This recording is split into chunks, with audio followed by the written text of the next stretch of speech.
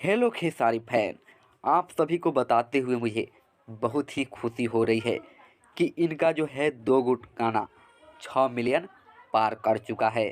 वैसे ही एक और इनका कमाल का गाना जो है यानी वीडियो सॉन्ग कल आ रहा है। सापरा किंग के जूता कमाल बा, यानी खेसारी लाल यादव जी सापरा किंग के ब्रांड एम्बेसडर है, लेकिन सापरा किंग पर जो है इनका बहुत ही बवाल सॉन्ग कल के ही डेट में आ रहा है और इस गाने को 7 बजे जो है रिलीज किया जाएगा, वो भी एंगल म्यूजिक के ऑफिशियल यूट्यूब चैनल पर। वहां से जाकर इस गाने को ढेर सारा प्यार आशीर्वाद दे। आपको बता दे कि दो घुट गाने जो है बवाल हो गया है।